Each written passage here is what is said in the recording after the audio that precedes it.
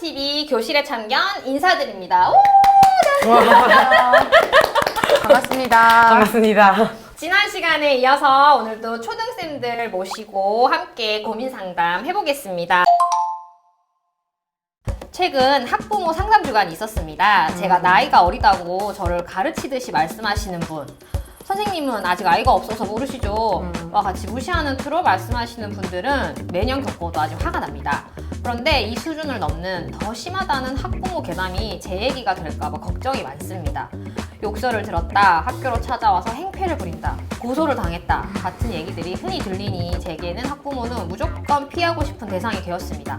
학생 지도와 관련하여 당연히 연락을 할 일이 생기는데도 그때마다 심장이 뛰고 걱정이 밀려옵니다. 학부모와의 관계는 학교 생활 중 가장 어려운 것 같은데 다른 분들은 어떻게 하시나요? 지희쌤도 지금 코로나 때 첫 발령을 받으셔가지고 학부모님들이랑 이렇게 대면을 아직 한 적은 없으실 것 같은데 전화 연락을 하는 게 너무 걱정이 많이 돼요. 그래서 아직 제가 스스로 전화를 해가지고 이 학생이 이런 어려운 점이 있으니 지도를 해달라고 해본 적이 없어요. 제일 중요한 건 학부모님들은 그 위로를 많이 받고 싶어 하세요. 애썼다. 어머님 그래도 이만큼 키우느라 애쓰셨어요. 맞아요, 9살 맞아요, 키우느라 맞아요. 애쓰셨어요. 그래도 얘가 이거는 참 잘하네요. 그래서 칭찬과 위로와 격려 한 90%를 좀 하시고 마지막에 하고 싶은 멘트 있잖아요. 그런데 네, 그런 데를 그쵸. 뒤에 한 10% 정도 해주시면 어머님들이 마음이 좀 많이 열리세요. 이런 거는 하면 좋다 아니면 이런 건 절대 하면 안 되겠다 생각하셨던 거 있을까요? 저는 학부모 상담에서 보통은 선생님들이 이 아이가 교실에 있는 거를 학부모한테 얘기를 해야 된다고 생각해요. 그러다 보니까 부담스러운 거거든요. 그러니까 많이 물어보시는 게 좋아요. 어렸을 때는 어땠나요? 어떤 아이였었나요? 그리고 동생과의 관계는 어떤가요, 어머님? 제가 교실에서는 이 아이를 위해서 뭘 해주면 좋겠나요? 라고 하면 그러니까 엄마들한테 말을 많이 시키세요. 많이 웃으셔라. 맞아! 진짜! 맞아. 그래서 그 타임테이블 짜실 때 촘촘하게 20분씩 넣으셔야 돼요. 맞아. 타임테이블 촘촘하게 그 다음에 퇴근 4시 반 이전 4시 10분까지만 상담하시는 걸로 맞아. 해가지고 굉장히 내가 많이 바쁘다. 맞아. 우리 반에는 수없이 기다리는 게 많다. 어머님 제가 정말 귀한 시간 내서 어머님이랑 하는 거니까 어머님 정말 많은 아이의 정보를 주시라. 이렇게 미리 언지를 좀 드리면 그분들도 시계를 보고 약간 맞아요. 확인을 그죠? 네. 어. 그냥 학부모님들을 파트너로 생각하셔도 좋아요. 특히 저학년 같은 경우에는 학급 행사 했을 때 저는 일부러 많이 불렀어요. 보아라. 내가 얼마나 고생하는지. 눈을 뜨고 보아라. 확인하여라.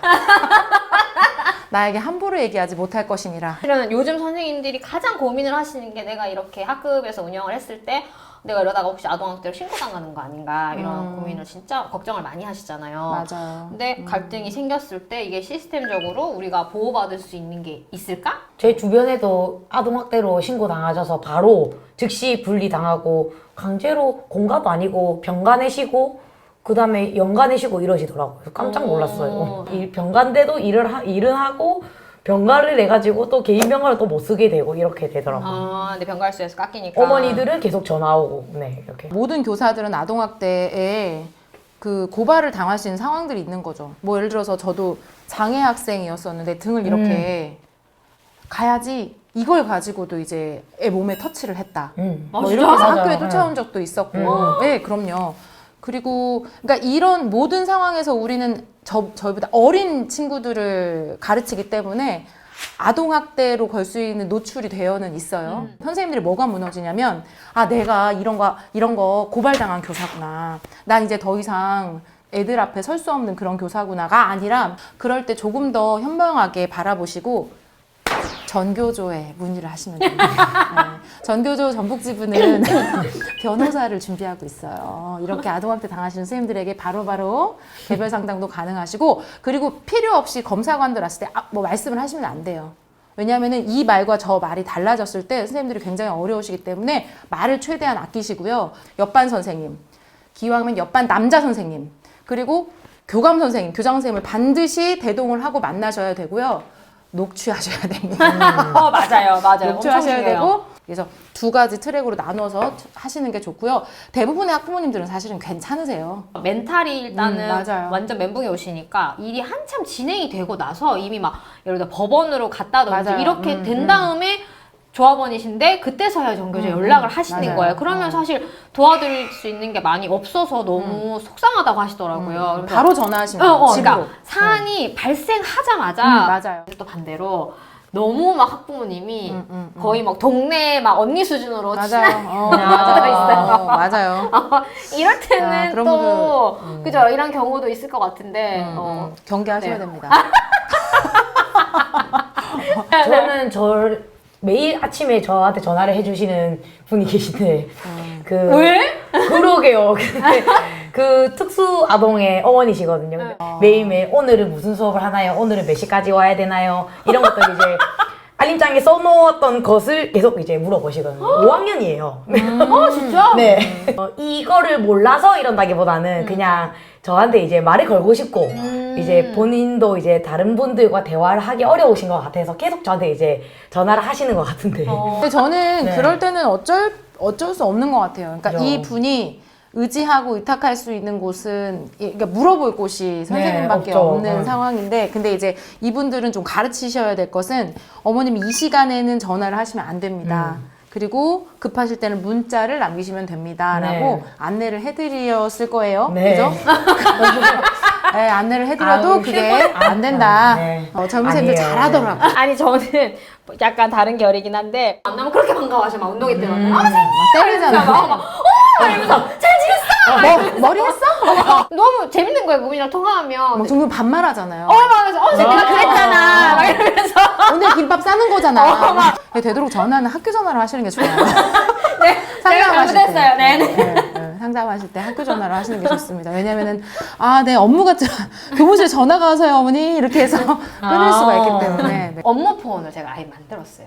그래가지고 아이들한테 제 개인 핸드폰 번호를 아예 공개를 안 하고 학기 초에 말씀을 드려서 수업 출근 전, 그다음에 퇴근 후에는 연락을 안 받는다는 걸 맞아요. 아예 고지를 일부러도 안 했어요. 받는 게 응. 좋아요. 사실 저는 그러고 좀 인원이 들어올 줄 알았는데 의외로 다들 네, 받아들이시고 그럼요. 다들 그냥 알아서 4시 반, 5시 안에 다 연락을 해주시더라고요. 소통 창구를 여러 개 만들어 놓으시는 게 좋죠. 음. 뭐 카톡도 좋고 문자도 좋고 그다음에 학급 SNS, SNS 다 있으시면은 네, 학부모님들과 친부는 사퇴 그 이상의 것들을 갔을 때 굉장히 만만히 보는 특히 어린 선생님들은 과도한 친절을 친절로 받아들이지 않고 만만하게 바라보시는 게 있기 때문에 시간 아까처럼 상담 시간을 정확하게 지켜주시고 그다음 언어 사용 언어 사용 그것도 네 어머니 막 등원할게요 막 이런 말씀하시는 분들도 아직도 계세요. 등원을 맞아, 하세요. 학교로 등원을 맞아요. 저 5학년인데 지금 등원인가? 5학년인데? 그럼 제가 굳이 이제 등교라고 고쳐서 보내면 맞아요. 이거 보세요.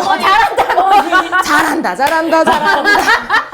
우리가 설 자리가 없습니다. 아까도 말씀드렸지만 나이보다는 당당함. 내가 4년제 교육대학교를 나오고 난 정말 이거를 위해서 이 자리에 왔다라고 하는 자기가 교사라고 하는 신분에 대한 자신감을 좀 가지시는 게 좋아요. 그분들은 한두 명 키웠지만 저는 이 전체를 하고 있기 때문에 자신감 갖고 대하셔도 괜찮습니다. 잘 알고 계세요. 현재 선생님들은 이미. 네. 네, 자신감을 가져라. 네, 그렇죠. 우리는 교육 전문가다. 그럼요. 그럼요. 맞아요. 절대 대처할 수 없습니다. 우리 같은 상황에서 5분 초 단위로 저희는 하거든. 5분 후에 얘 혼내고 30초 있다가 얘를 불러서 혼냈다가 그럼요. 그래서 여자애들 불러다가 이렇게 저희들은 초 단위로 움직이기 그렇죠, 때문에 초등교사에게 제일 필요한 능력이 뭐다? 네. 멀티. 혼내면서 옆에 봐야 돼. 이렇게 하면 돼. 맞아. 뭐해? 다 하시잖아요. 네. 하게 됐어요. 안 하면 죽더라고요. 부모와의 어떤 갈등, 관계에 대해서 이야기를 나눠봤는데 다들 많이 공감하시고 이야기거리가 너무 이제 많으셨던 것 같아요. 이제 선생님들 어떠셨나요? 제가 코로나 이후로 교사가 돼서 실제 대면 학부모 상담에 대한 이야기도 너무 부족하고 근데 제가 동료 교사와의 교류도 거의 없는 상황에서 교사가 됐거든요. 이렇게 직접적으로 여러 가지 사건 사고와 교육 전문가로서의 사명감, 자신감을 많이, 많이 얻게 된 계기가 되었습니다. 그 학부모님들이 교사에게 전화하는 건 딱 두 가지예요. 잘하는 아이들은 확인받고 싶은 거예요. 내 아이가 잘하는지. 그리고 어려움을 겪는 아이들은 희망을 보고 싶은 거예요. 선생님한테 내 아이가 희망이 있나요? 유일하게 물어볼 수 있는 사람. 그럼 이 두 가지를 학부모님들한테 지속적으로 메시지를 줄 수 있는 건 교사밖에 없거든요. 그래서 이분들의 그 문의를 이렇게 곡해하시지 말고 아 나한테 확인받고 싶구나 혹은 나에게 희망을 걸고 싶구나라고 생각을 하세요. 없어요 교사밖에 그런 걸 줄 수 있는 사람이. 그래서 그런 것들을 좀 메시지를 많이 던져주시고 아까 말씀드렸던 위기 상황에서는 혼자 대처하지 말아라. 누구와 함께? 전교조와 함께 하시면 잘 대처하실 수 있다. 마무리, 네. 감사합니다. 네, 이렇게 문제가 생기면 함께 나누면 선생님들 해결할 수 있습니다. 다음에는 중학교, 고등학교 선생님들 고민에 대해서 들어보는 좋네요. 네, 시간을 가지도록 하겠습니다. 네, 오늘 함께 해주셔서 감사합니다. 감사합니다. 감사합니다. 고생하셨습니다.